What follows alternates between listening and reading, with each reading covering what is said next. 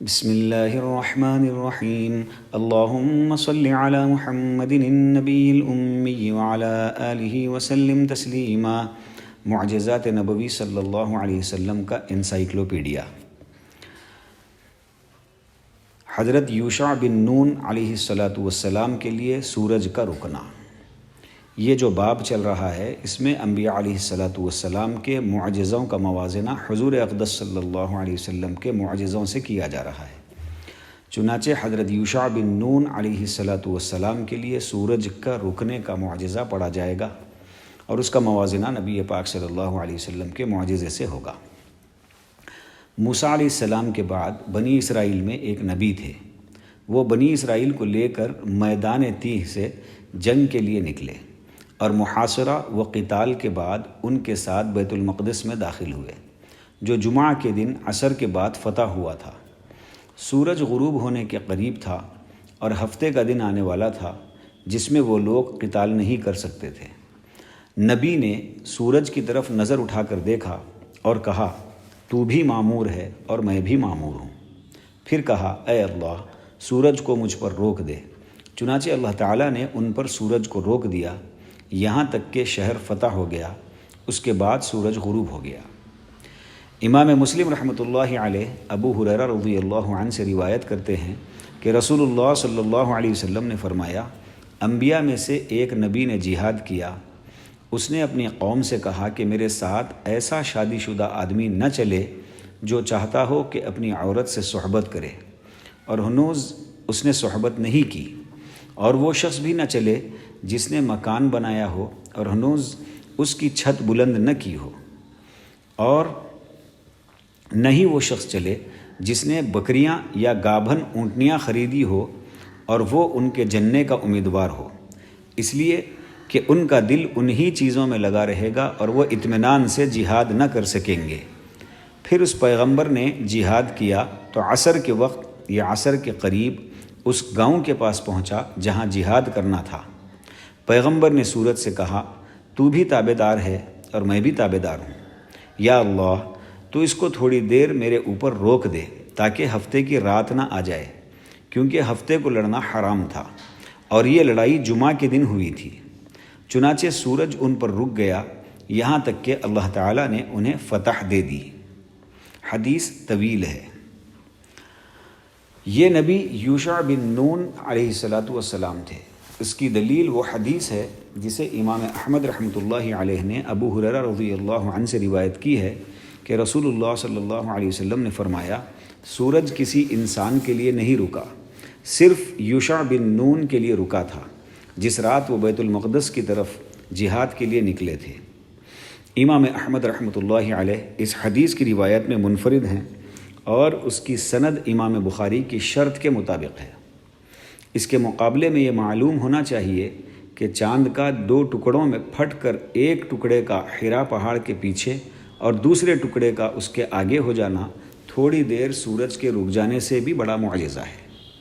ہمارے شیخ ابو المعالی زمکلانی کہتے ہیں کہ ظالموں سے قتال کرنے کے لیے یوشع بن نون کی خاطر سورج رک گیا تو ہمارے نبی محمد صلی اللہ علیہ وسلم کے لیے بھی چاند دو ٹکڑوں میں تقسیم ہو گیا، اور چاند کا دو ٹکڑوں میں تقسیم ہو جانا سورج کے تھوڑی دیر رک جانے سے عظیم معجزہ ہے۔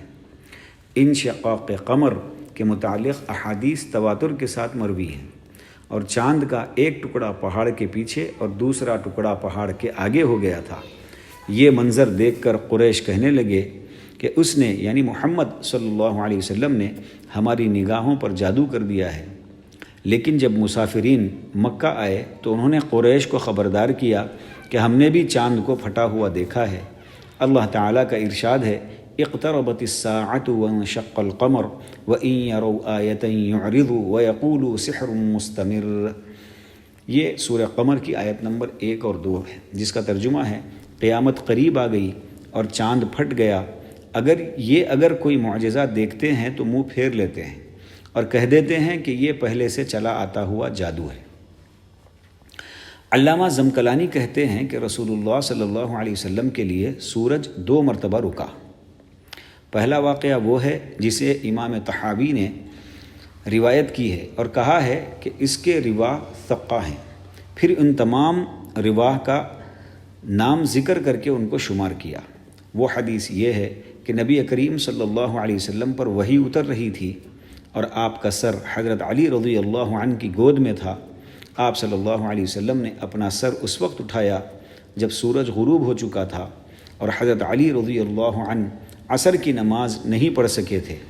رسول اللہ صلی اللہ علیہ وسلم نے کہا، اے اللہ، یہ تیری اور تیرے رسول کی اطاعت میں تھا، اس پر سورج کو لوٹا دے۔ چنانچہ اللہ تعالیٰ نے ان پر سورج کو لوٹا دیا یہاں تک کہ وہ دیکھا گیا۔ پھر حضرت علی اٹھے اور عصر کی نماز پڑھ لی تو سورج غروب ہو گیا۔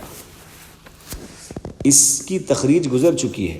مصنف کہتے ہیں کہ یہ حدیث جملہ طرق سے ضعیف اور منکر ہے اور اس کی کوئی حالت شیعہ، مجہول الحال اور متروک راوی سے خالی نہیں ہے، اور ابن جوزی نے اسے موضوعات میں ذکر کیا ہے اور کہا ہے کہ یہ حدیث موضوع ہے۔ دوسرا واقعہ اسراء کی صبح پیش آیا، یعنی معراج کی صبح، کیونکہ رسول اللہ صلی اللہ علیہ وسلم نے قریش کو اپنے مکہ سے بیت المقدس جانے کا قصہ سنایا تو انہوں نے آپ صلی اللہ علیہ وسلم سے بیت المقدس کی چند چیزوں کے متعلق دریافت کیا۔ اللہ تعالیٰ نے بیت المقدس کو آپ کے سامنے کر دیا، یہاں تک کہ آپ نے اسے دیکھ کر اس کی صفت لوگوں سے بیان کر دیا۔ پھر انہوں نے آپ صلی اللہ علیہ وسلم سے اپنے قافلے کے متعلق دریافت کیا تو آپ نے فرمایا، قافلہ سورج کے طلوع ہوتے ہی تمہارے پاس پہنچے گا۔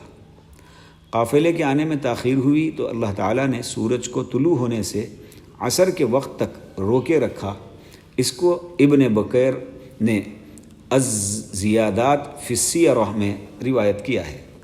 حضرت علی رضی اللہ عنہ کے لیے سورج کے رکنے کے متعلق جو روایت ہے، اس سلسلے میں ہمارا بیان پہلے گزر چکا ہے۔ یہ حدیث تمام وجوہ سے منکر ہے، اور احمد بن صالح مصری الحافظ، ابو حفص طحاوی اور قاضی عیاض اس کی تقویت کی طرف مائل ہیں، اور اسی طرح علماء رافضہ کی ایک جماعت نے اس کی تصحیح کی ہے، لیکن حدیث کے بڑے بڑے حفاظ اور نقاد نے اس کی تردید کی ہے اور ضعیف قرار دیا، اور شیخ جمال الدین ابو الفرج بن الجوزی نے اپنی کتاب الموضوعات میں اسے ذکر کیا ہے۔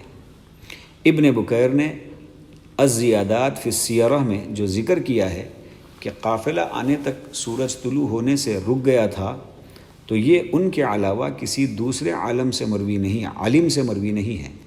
باوجود یہ کہ یہ بات یعنی سورج کا طلوع ہونے سے رک جانا ایسے امور میں سے نہیں ہے جس کا مشاہدہ کیا جائے۔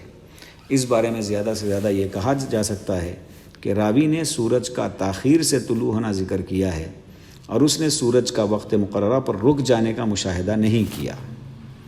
اللہ تعالی ہم تمام کو نبی پاک صلی اللہ علیہ وسلم کی عظمت کی کرنے کی توفیق نصیب فرمائے۔ آپ صلی اللہ علیہ وسلم سے سچی پکی محبت، عقیدت، اطاعت اور اتباع نصیب فرمائے۔ آپ صلی اللہ علیہ وسلم کا دیدار نصیب فرمائے۔ آپ صلی اللہ علیہ وسلم کی سنتوں پر چلتے ہوئے زندگی گزارنے کی توفیق نصیب فرمائے۔ آپ صلی اللہ علیہ وسلم کے دست مبارک سے حوض کوثر سے جام کوثر نصیب فرمائے۔ آپ صلی اللہ علیہ وسلم کا پڑوس ہم تمام کو آخرت کی ہمیشہ کی زندگی میں نصیب فرمائے۔ وآخر دعوانا ان الحمد للہ رب العالمین۔